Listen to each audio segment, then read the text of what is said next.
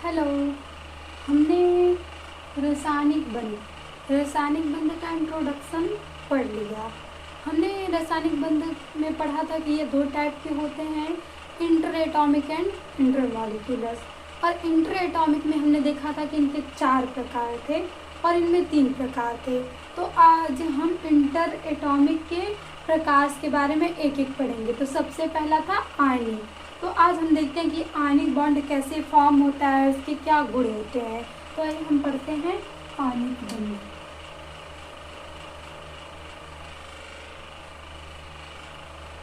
Ionic bond जिसे बोलते हैं वैद्युत बंध। वैद्युत बंध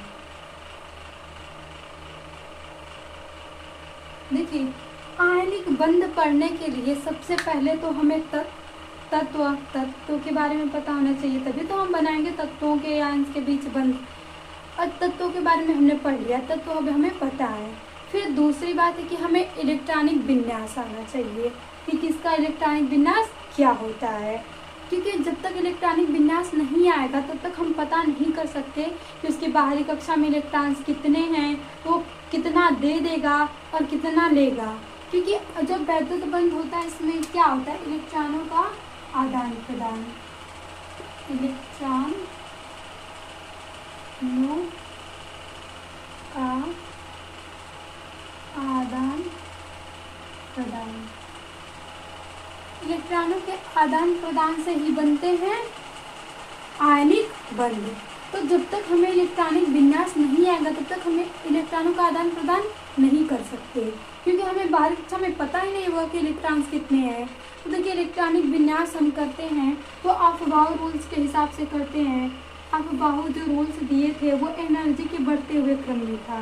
यही तो होता है 1s 3s 3p 3d 4s 4p 4d 4f 5s 5p 5d 5f 6s 6p 6d 6f 7s। क्योंकि आषाढ़ी में 7s होता है, हम यहीं तक बनाते हैं। और ये एनर्जी के बढ़ते हुए क्रम में है। यहाँ से ये ऐसे भरा जाता है।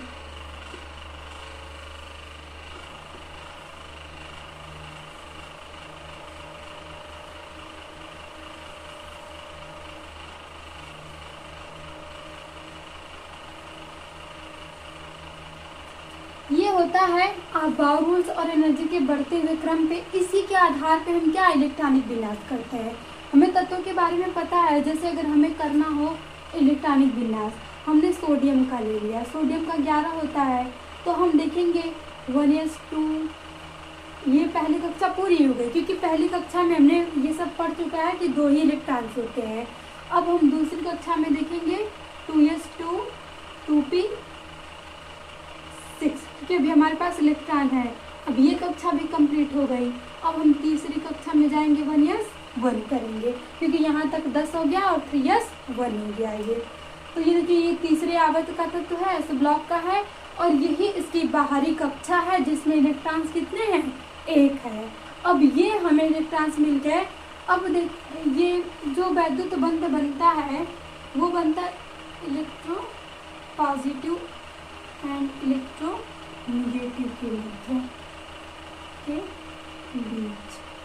क्या हम बोल सकते हैं यहाँ से, धातु और अधातु के बीच में।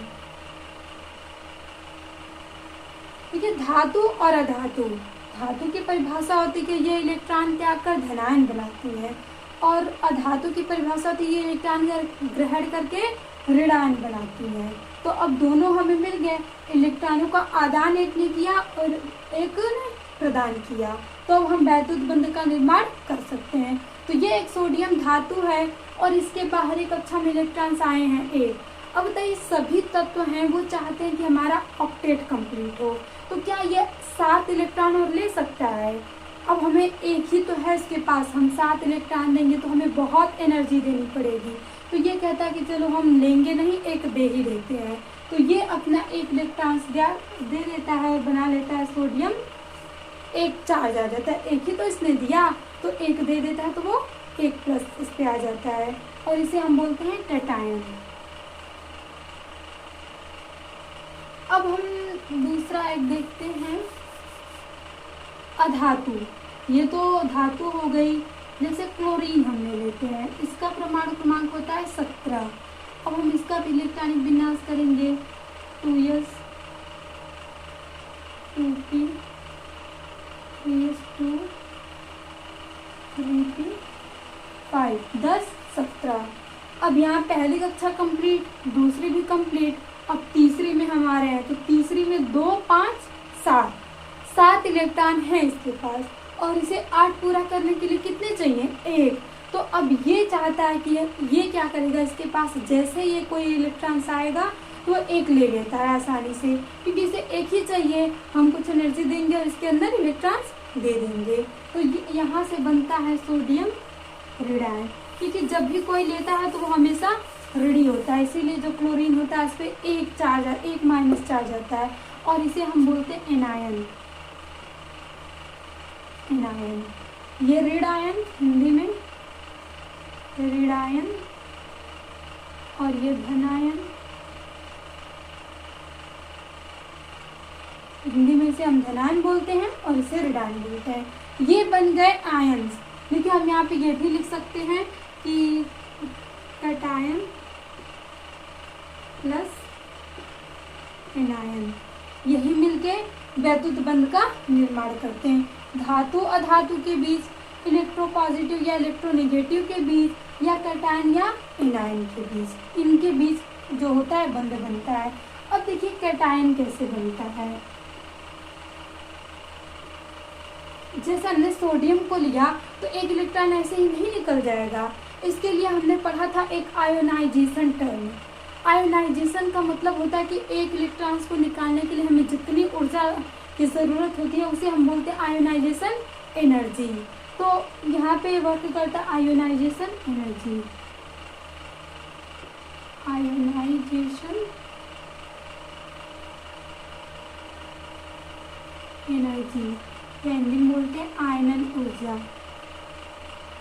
आयनन ऊर्जा, इसे हम आयनन विभव भी बोलते हैं, इंग्लिश में आयोनाइजेशन एंथैल्पी भी बोलते हैं।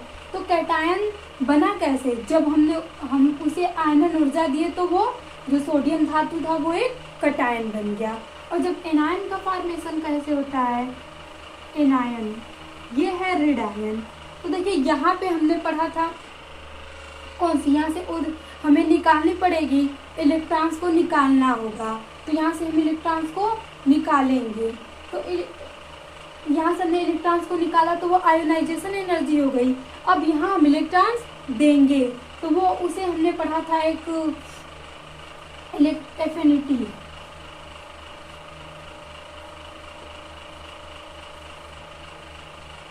गैन, इलेक्ट्रॉन ये गैन कर रहा है तो वहाँ से क्या बन रहा है? एनायन बन रहा है, और यहाँ से कैटायन। अब एनायन और कैटायन बन के तैयार हैं आपस में जुड़ने के लिए। अब इनको जोड़ने के लिए एक बंध बनाना पड़ेगा, तो वही बंध कहलाता है आयनिक बंध। एटायन और कैटायन के बीच जो बंध बनता है वो आयनिक बंध कहलाता है। अब देखिए हमने सोडियम बना लिया, यहाँ से सोडियम कैटायन बन गया और ये ऋणायन बन गया। अब यहाँ से जब हमें यही बंध बनाते हैं तो सोडियम को प्लस करते हैं और ये क्लोरीन माइनस।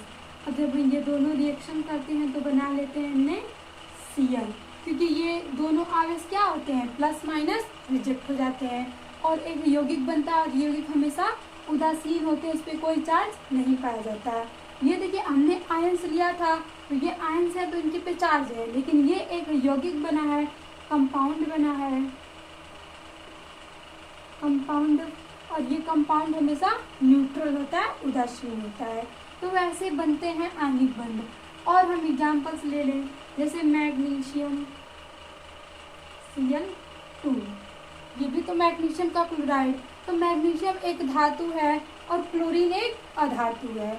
अब इनका भी हम इलेक्ट्रॉनिक विन्यास करेंगे, तो मैग्नीशियम का जब हम करते हैं इलेक्ट्रॉनिक विन्यास तो आता है 1s 2 2s 2 2p6 3s 2। अब देखिए यहाँ पे बाहरी कक्षा में इलेक्ट्रॉनों की संख्या आया है 2, यानी ये अब 2, तो अब देखिए 2 तो है इसके पास, लेकिन 8 पूरा करने के लिए अभी भी इसे कितने 6 इलेक्ट्रॉन्स की जरूरत होगी, तो ये 6 इलेक्ट्रॉन्स नहीं ले सकता। तो ये फिर क्या करता है, कहता है चलो भाई हम अपना 2 दे देते हैं और जितना यही हम अपना दे के ही जो दूसरी कक्षा उसी को कंप्लीट करते हैं। तो ये अपना 2 दे देता है और बना लेता है Mg+2। अब 2 दिया है तो इस पर 2 चार्ज आएंगे और यहाँ से देखिए क्लोरीन है, तो क्लोरीन का हमने इलेक्ट्रॉनिक विन्यास किया तो इस पर कितने चार्ज आए थे -1, तो ये -1 है और ये +2 है। तो जब हम इन दोनों को जोड़ेंगे तो बैलेंस तो करना पड़ेगा ना, तो इसीलिए जब हम मैग्नीशियम और प्लस क्लोरीन को जोड़ते हैं तो ये +2 होता है और ये -1 होता है। अब जब ये रिएक्शंस देता है तो हम यहाँ पे क्या कर देते हैं 2 बैलेंस करने के लिए और बन जाता है MgCl2 का फॉर्मेशन होता है। तो इनके बीच भी कौन सा बंध बना, आयनिक बंध, क्योंकि यहाँ से जो मैग्नीशियम था उसने क्लोरीन को इलेक्ट्रॉन दे दिया है और क्लोरीन ने मैग्नीशियम से ले लिया है। तो इलेक्ट्रॉनों के आदान प्रदान द्वारा ये बंध बन गया और इसे हम बोलते हैं कि आयनिक बंध। अब देखिए ये जो क्रिस्टल बनता है, ये जो NaCl MgCl2 बनता है तो इसे हम बोलते हैं लैटिस क्रिस्टल। ये एक लैटिस 2D या 3D में ये संयोजित होकर एक लैटिस का निर्माण करते हैं, उसे हम बोलते हैं। ये जितने भी NaCl हो गया MgCl हो गया ये लैटिस के फॉर्म में होते हैं, यानी 3D डायमेंशन में तीनों दिशाओं में ये जुड़ के एक लैटिस बनाते हैं, उसे ही हम बोलते हैं लैटिस। तो ये देखते हैं कि लैटिस ऊर्जा क्या होती है।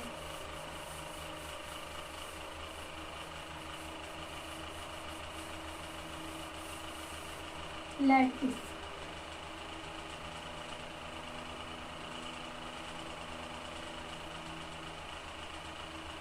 क्रिस्टल, जितने भी आयनिक होते हैं, आयनिक यौगिक, वो कैसे होते हैं, लैटिस क्रिस्टल बनाते हैं 3D डायमेंशन में।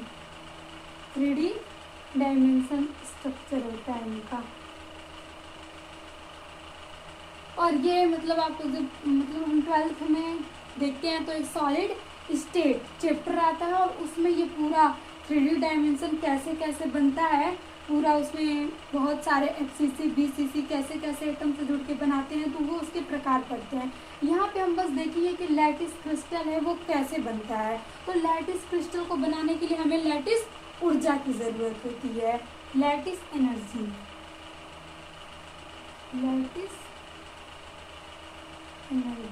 देखिए लैटिस का मतलब होता है जालक। जब भी सोडियम और क्लोराइड होते हैं तो ये जुड़ के एक जालक का निर्माण करते हैं, उसे हम बोलते हैं लैटिस, और वो फॉर्म होंगे तो उसे क्रिस्टल बोलते हैं। और यहीं पे जालक ऊर्जा लगेगी, ये होगी जालक ऊर्जा। अब इस जालक को बनाने के लिए हमें जो ऊर्जा लगती है उसे हमने नाम दे दिया जालक ऊर्जा। ये लैटिस क्रिस्टल को जो बनाएगा उसे हम बोलेंगे जालक ऊर्जा। तो देखिए जालक ऊर्जा होती क्या है, जब भी हम बनाते हैं कोई लैटिस तो वो जैसे 1 mole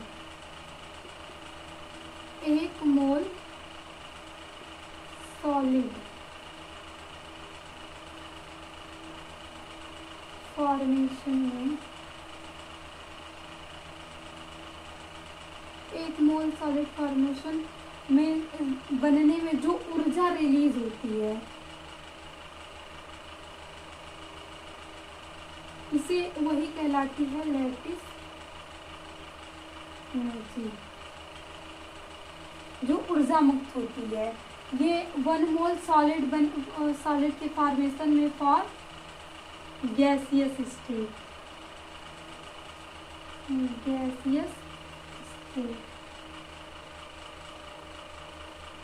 of gaseous state. 1 mole solid के फॉर्म मतलब जब वो गैसियस स्टेट से 1 मोल सॉलिड का फॉर्मेशन होता है तो उससे जो ऊर्जा निकलती है वही कहलाती है लैटिस ऊर्जा।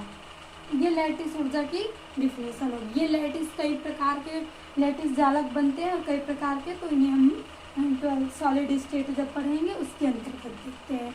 तो ये तो जितनी ऊर्जा थी जो बन रहे, कुछ बनाने के लिए हमें कैटायंस बनाने के लिए आयनाइजेशन ऊर्जा, फिर एनायंस बनाने के लिए गैन एंथैल्पी या एफिनिटी, इलेक्ट्रॉन एफिनिटी ऊर्जा की जरूरत पड़ी। अब देखिए वो जो कैटायन एनायन बन गए तो क्रिस्टल बना, ये गैसेस स्टेट में होता है और क्रिस्टल सॉलिड बनता है। तो उन ये जो बना ना तो उनसे एक ऊर्जा मुक्त होती है। जैसे हम कभी भी रिएक्शन करवाते हैं NaCl प्लस Cl माइनस, जब ये NaCl बनता है तो यहाँ से एक ऊर्जा निकलती है, उसी ऊर्जा को हम बोलते हैं लैटिस एनर्जी या जालक ऊर्जा। जालक ऊर्जा किसी भी रिएक्शन में जब भी ये गैसियस स्टेट में होते हैं सोडियम और क्लोराइड, जब वो एक लैटिस का निर्माण करते हैं तो ये जो NaCl का क्रिस्टल बनता है और एक ऊर्जा मुक्त होती है जिसे हम बोलते हैं लैटिस एनर्जी या जालक ऊर्जा। ये तो सारी मतलब इंफॉर्मेशन हो गई लैटिस ऊर्जा के बारे में। हमने ये देख लिया कि आणिक बंध का निर्माण कैसे हो रहा है। अब हम देखते हैं इसके आणिक बंध के प्रॉपर्टीज।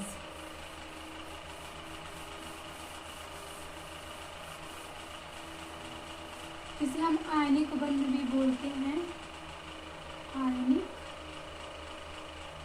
बंध। अब इसके हम गुण धर्म देखेंगे, गुण धर्म प्रॉपर्टीज। ये आयनिक की प्रॉपर्टीज क्या क्या होती हैं, इनमें क्या क्या गुण होते हैं। तो देखिए हम देखते हैं सबसे पहले इनके गुण में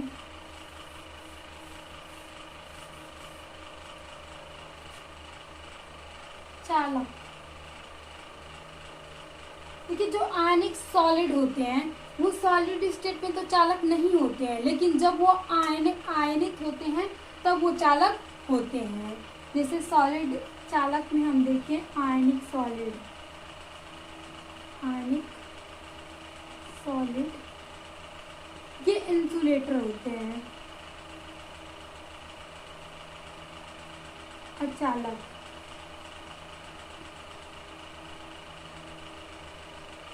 आयनिक सॉलिड जो होते हैं वो इंसुलेटर होते हैं, अचालक होते हैं। क्योंकि जो आयनिक बंध होता है वो बहुत मजबूत बंध होता है, तो ये जब मजबूती से बंध बचे तो जब फ्री इलेक्ट्रॉन होंगे ही नहीं, जब फ्री इलेक्ट्रॉन नहीं होंगे तो उसमें चालक नहीं हो सकता।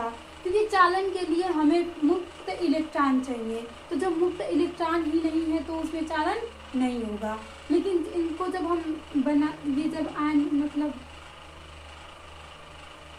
सॉल्यूबल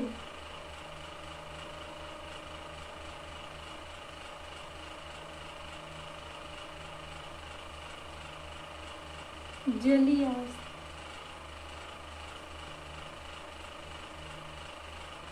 जब ये जलीय अवस्था जब बना लेते हैं सोडियम और ये क्लोरीन, जब हम जल में डाल देते हैं प्लस H2O, तब ये इसमें विद्युत का चालक होता है। इसमें ये कंडक्टर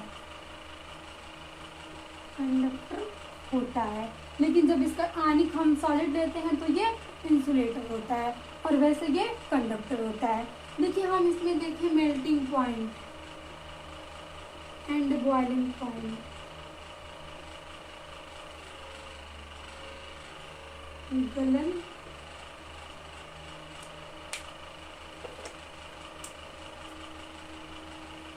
गलनांक एंड क्वथनांक। देखिए गलनांक क्वथनांक, गलनांक वह होता है वह निश्चित ताप जिस पे कोई द्रव गल जाता है उसे हम गलनांक कहते हैं। और ये होता है वह निश्चित ताप जिस पे कोई द्रव उबलने लगता है तो वो उसका क्वथनांक कहलाता है। कोई भी धातु कोई धातु है जिस टेम्परेचर पे वो पिघल जाएगी वो उसका गलनांक पॉइंट होगा, और जिस टेम्परेचर पे मतलब उसको हम उबालते हैं और वो कोई द्रव उबलता है तो वो उसका क्वथनांक होता है। जैसे जल का गलनांक होता है 0 डिग्री सेल्सियस और क्वथनांक होता है 100 डिग्री सेल्सियस। तो जो आयनिक बॉन्ड होता है ये दोनों हाई होते हैं। आयनिक बंध में boiling point and melting point में दोनों ही अधिक होते हैं, अधिक होते